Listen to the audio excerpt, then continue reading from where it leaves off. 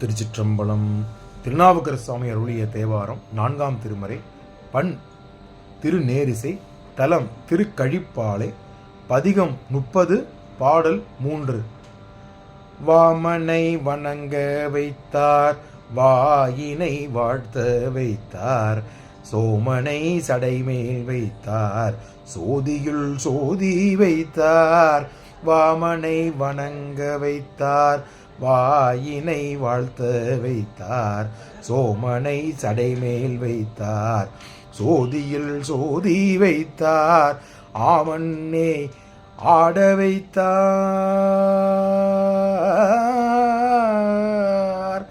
ஆமன்னை ஆட வைத்தார், அன்பு எனும் பாசம் வைத்தார். ஆமன்னை ஆட வைத்தார், அன்பு எனும் பாசம் வைத்தார்.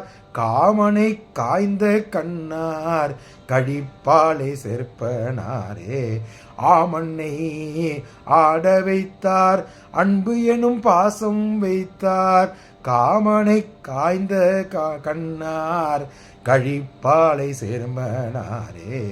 கழிப்பாலை சேர்மனாரே, கழிப்பாலை சேர்மனாரே. திருச்சிற்றம்பலம். திருச்சிற்றம்பலம். இந்த 3ஆம் பாடல் விளக்கத்தை பார்த்து விடலாம். இந்த 3ஆம் பாடலில் அர்த்தநாரீஸ்வரர் உமையம்மையை இடது பாகமாக வைத்துள்ளார் இல்லையா சுவாமி, அதை இடது பாகம் அம்பாளுக்கு கொடுத்து நமக்கு அருள்வாழ்த்து கொண்டிருக்கின்றார் அல்லவா, அதை இந்த பாடலில் மேற்கோள் காட்டுகின்றார். தனது இடது பாகத்தில் இருக்கும் உமையம்மையை அனைவரும் வணங்கும் வண்ணம் செய்தவர் சிவபெருமான் என்று கூறுகின்றார். மக்கள் அனைவரும் தன்னை வாழ்த்துவதற்காக அவர்களுக்கு வாயினை வைத்து அதன் மூலம் அவர்கள் உய்வதற்கான வழியை வகுத்தவர் சிவபெருமான் என்று கூறுகின்றார். சிவபெருமான் தேய்ந்த நிலையில் வந்து சரணாகதி அடைந்த சந்திரனை தனது தடையில் ஏற்றி அவன் அழிந்து போகாத வண்ணம் காத்தவர் சிவபெருமான் என்று கூறுகின்றார்.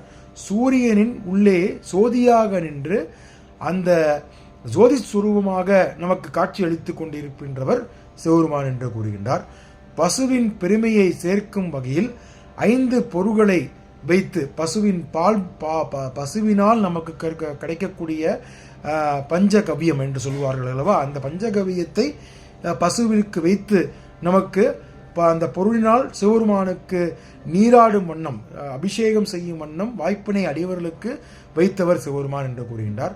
மக்கள் அனைவரும் ஒவ்வொருவருமாக தன்னிடம் பணைந்து இருக்குமாறு ஒருவருக்கொருவர் பிணைந்திருக்குமாறு அன்பு காட்டும் சனாதனத்தை வைத்தவர் சிவபெருமான் என்று கூறுகின்றார்.